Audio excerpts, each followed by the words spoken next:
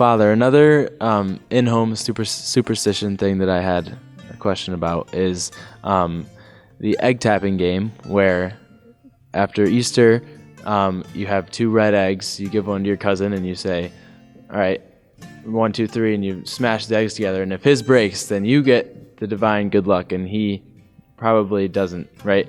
And so I'm wondering if that's something you could touch on a little bit, what the Orthodox view on that is, as well as maybe at New Year's when we have the Vasilopita coin, those kind of superstitions where if you get the coin in the Vasilopita and your family doesn't, it brings you good luck and perhaps not them for that year. That's a game I'm definitely familiar with, and in fact, kind of an interesting story here.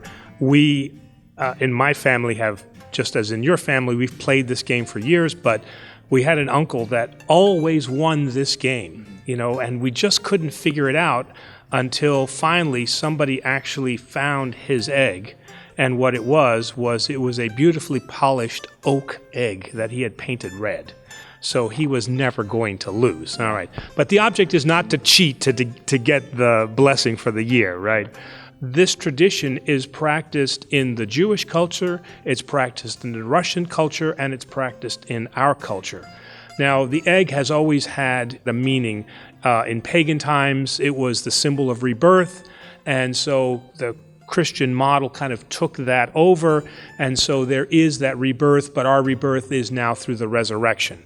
And so the game is only really meant to be a game. We don't want to attach any overarching divine power to the egg.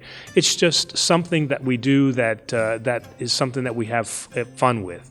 Now, in every tradition, they'll do the same thing just as you mentioned. They'll take the same side of the egg, and then each person then will crack, and the person whose egg remains, meaning that you'll try one end and then you'll try the other end, and then whosever egg now survives is said to receive then a blessing for the year. But at the end of the day, it's just something fun that we do, and the importance, if anything, the symbology is that the egg is, the red symbolizes the blood that he shed, and the egg symbolizes our rebirth through his now death and resurrection. The Vasilopita is something a little bit different. This is a tradition that we'll do at the beginning of the year.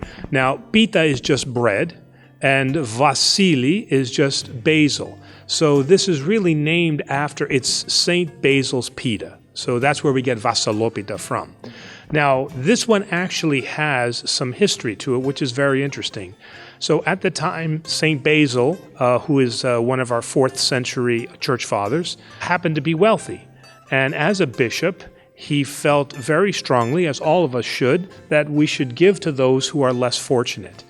But he wanted to always be respectful of their status and their nature. So he just didn't want to come and just give them money because then they stood out as being in need, and so he wanted to do that in a respectful manner. So what he came upon was that the tradition was that a bread would be baked on New Year's.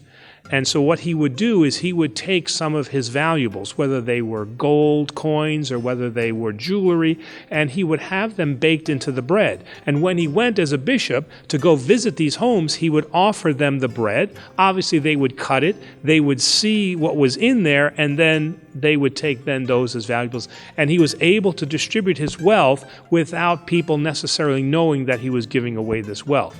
Now, what we've done today is we've captured that symbology by usually baking some type of coin. Now, unfortunately, some households tend to be cheaper and only put a dime in it, but the tradition is that you should at least put a quarter in there. Now, here at this parish, we actually have the Philoptikos gold coin that we put in there.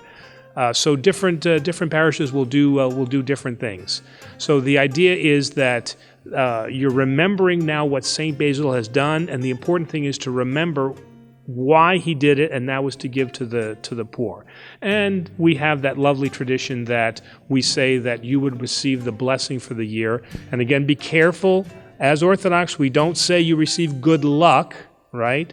We say that you receive God's blessing for the year. So we just want to be careful in our language, especially when we're talking to those that are not necessarily used to our traditions and our cultures.